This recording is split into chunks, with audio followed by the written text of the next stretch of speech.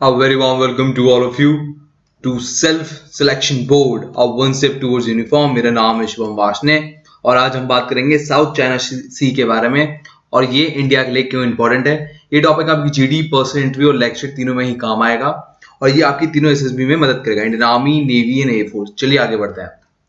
अब देखिए, south China सी, ये इसको कब्जा करने की कोशिश क्यों की या यहाँ पर अपने आर्टिफिशियल आइलैंड बनाने की कोशिश क्यों की। अब इसके ऊपर आपसे जो क्वेश्चन पूछा जाएगा या तो लेक्चरेट होगा या वो पर्सनल इंटरव्यू।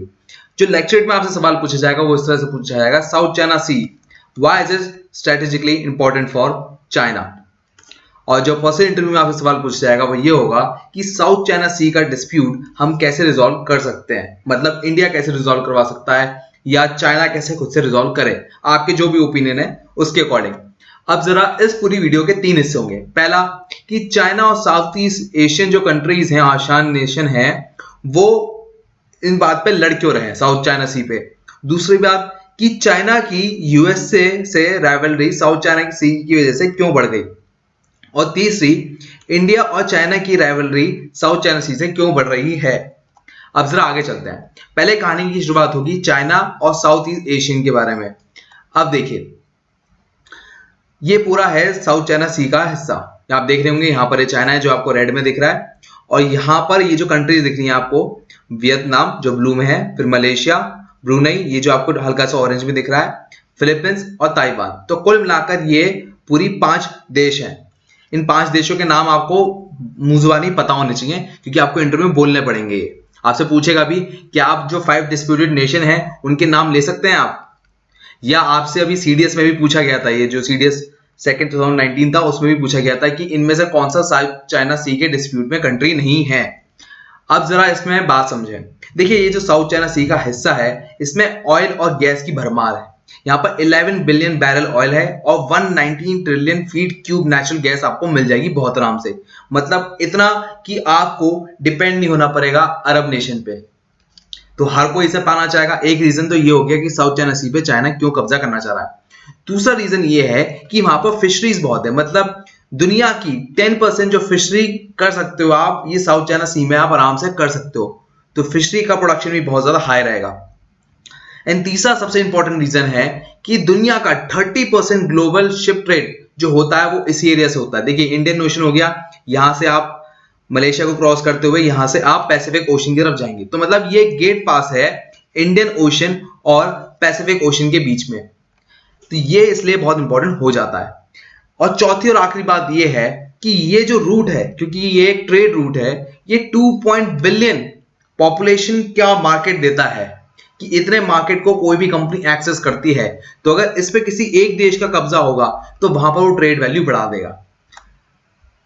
अब जरा यहाँ पर साउथ चाइना जो सी है हमारा, उसमें चाइना की जो कब्जा है वो क्यों उसने कर दिया। देखो, उसने कहा कि हिस्टोरिकली ये जो हिस्सा है यह चाइना का हमेशा से हिस्सा था। जैसे ही चाइना ने ये बात कही तो 5 देश बुरा मान गए। मैंने आपको बताया था, वियतनाम, मलेशिया, ब्रुनई, फिलीपींस और ताइवान।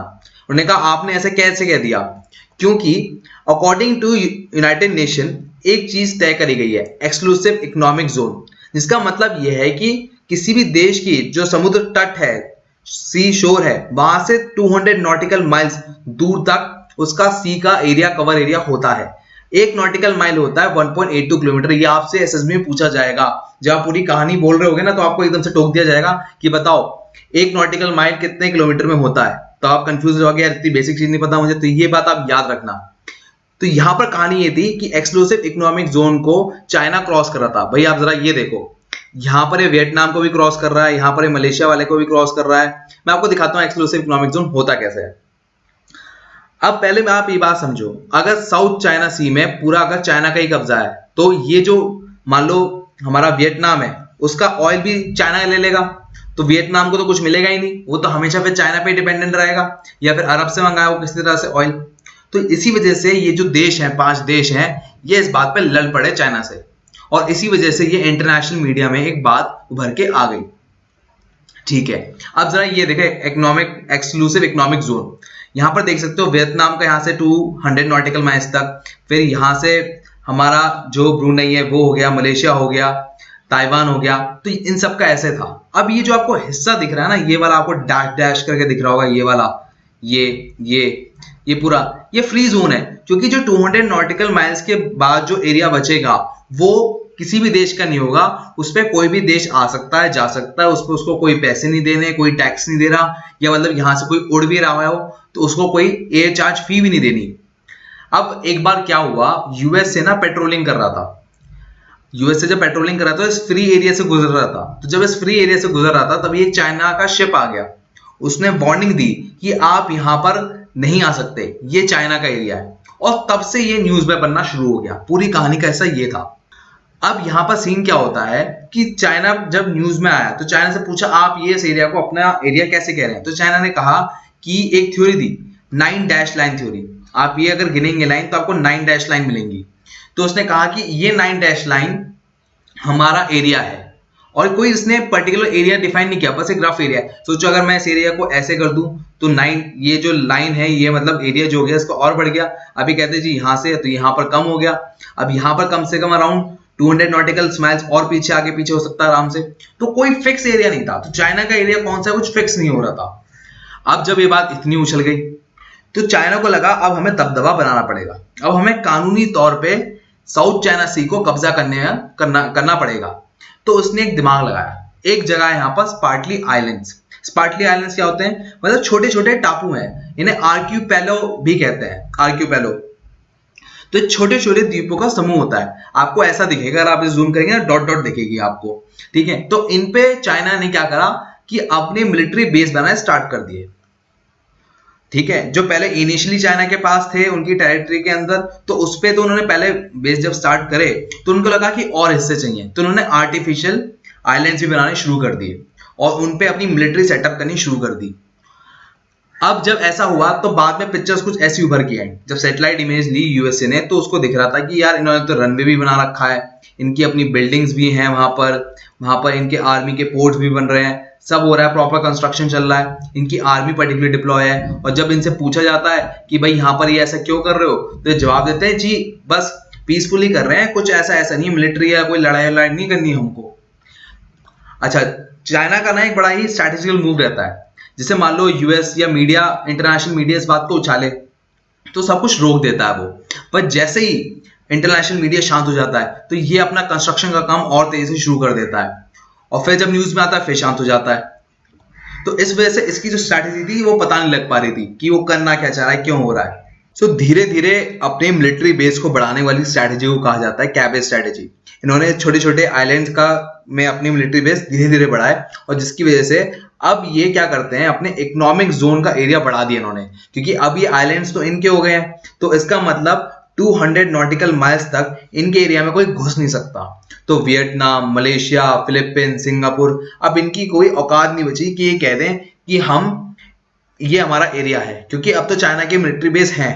खैर अभी क्लेम करा जा सकता है, और फिलीपींस ने यहाँ पर क्लेम भी किया था, यहाँ पर यूनाइटेड नेशन के कोर्ट में बात गई थी, और तब वापस एक जो आइलैंड था वो वापस चाइना को देना पड़ा। अब सीन क्या आता है, पहला सीन आता है यूएसए का। जब यूएसए इस बात से नाराज हुआ तो उसको एक बहुत डर सताने लगा कि ये जो चाइना है अगर साउथ चाइना सी पे कब्जा कर लेगा तो सबसे बड़ी प्रॉब्लम ये होगी कि जो वेस्टर्न पैसिफिक है, ये देखिए यहाँ पर ये पैसिफिक ओशन है, तो अगर पैसिफिक ओशन के ऊपर नॉर्थ हो गया, नीचे वेस्ट हो गया, अगर यहाँ पर इसने साउथ चाइना सी पे कब्जा कर लिया तो ये वेस्ट वाले हिस्से पे पूरा का पूरा कब्जा चाइना का हो जाएगा, क्योंकि इंडियन ओशन को और पैसिफिक ओशन को जोड़ने का काम कौन कर रहा है, वो है साउथ चाइना सी।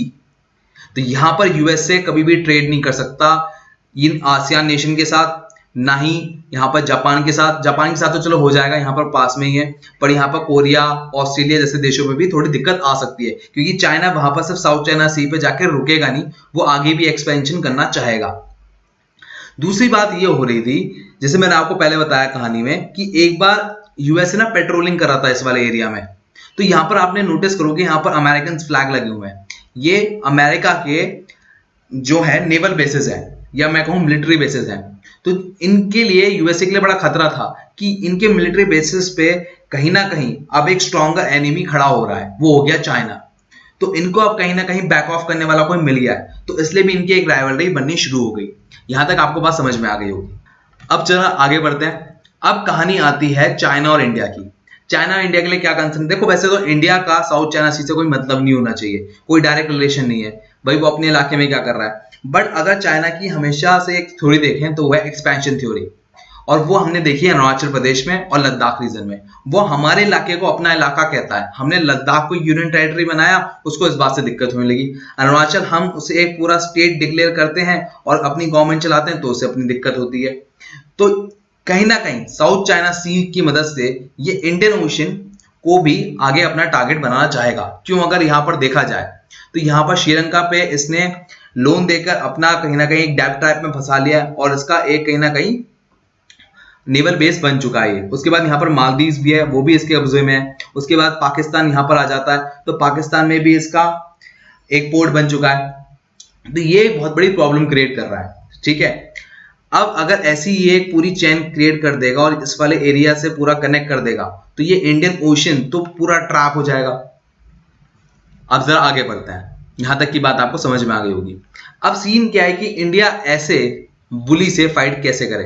भाई एक तो तरीका है कि वो खुद स्ट्रॉन्गर बन जाए, दूसरा तरीका है कि वो उस जैसे जो थोड़े कम पावरफुल नेशन है उनका ग्रुप बना ले और फिर एक बड़े जो ताकतवर देश है उससे कंपीट करे, या किसी स्ट्रॉन्गर नेशन को ज्वाइन कर ले। तीन तरीके हैं। पहले में इंडिया ने अपने आप को स्ट्रॉन्ग करना पसंद किया। उसने क्या किया, सिंगापुर में अपना मिलिट्री बेस स्टैब्लिश किया। अगर इसका फोटो देखें तो यहाँ ये है मलक्का स्ट्रेट जो कि साउथ चाइना सी को ज्वाइन कर रहा है। यहाँ पर सबांग पोर्ट जो है वहां पर सिंगापुर ने परमिशन दे दी कि इंडिया को कि आप अपना एक नेवल बेस बना लो, कोई दिक्कत नहीं है, और यहां से आप अपनी फ्यूल अप भी कर सकते हो, सबमरीन भी डॉक कर सकते हो, ये सब कर सकते हो। तो कहीं ना कहीं यहां पर चाइना को शॉक लग रहा था। उसके बाद क्या किया हमने, जो अंडमान निकोबार आइसलैंड होते हैं हमारे जो यहाँ पर हैं, अंडमान निकोबार आइसलैंड, यहां पर हमने पहला ट्राई सर्विस बेस बनाया। ट्राई सर्विस बेस मतलब वहां पर इंडियन आर्मी भी होगी, इंडियन नेवी भी होगी और इंडियन एयरफोर्स भी होगी। मतलब पहले तो यहाँ पर ऑलरेडी विशाखापट्टनम और यहाँ पर चेन्नई जैसे बड़े बड़े पोर्ट हैं, उसके बाद अंडमान निकोबार हो गया, उसके बाद साबांग पोर्ट हो गया। तो मतलब ये पूरा एरिया तो चाइना के हाथ से पूरा गया, मतलब इस पर कोई डोमिनेशन बना ही नहीं सकता साउथ चाइना सी के बाद। बट यहाँ पर इंडिया कहीं ना कहीं अभी चाइना के लेवल पे compete करने लायक नहीं है। तो उसने और क्या काम किया, उसने क्या किया कि अपनी ब्रह्मोस मिसाइल इंडिया ने डिसाइड किया कि अब वियतनाम को भी सेल करेगा, जो कि एक सुपरसोनिक मिसाइल है। और अगर आप न्यूज अभी देख रहे हो तो आपको पता लगेगा ब्रह्मोस का लैंड अटैक भी अभी उड़ीसा के चांदीपुर जो सी मतलब सी पोर्ट है वहां से टेस्ट फायर किया गया है। तो वो बहुत सक्सेसफुल रहा और इसकी जो रेंज है वो 290 किलोमीटर है। अब यहां तक की बात आपको क्लियर हो गई होगी। अब यहां से कहानी में जो अगली बात है कि अब एक तरीका मैंने आपको बताया था कि भाई या तो तुम स्ट्रॉन्गर बन जाओ या किसी स्ट्रॉन्गर से ज्वाइन कर लो। तो अगला जो स्ट्रॉन्गर वाला हिस्सा था वो था यूएसए, कि यूएसए को ज्वाइन कर लो किसी तरह।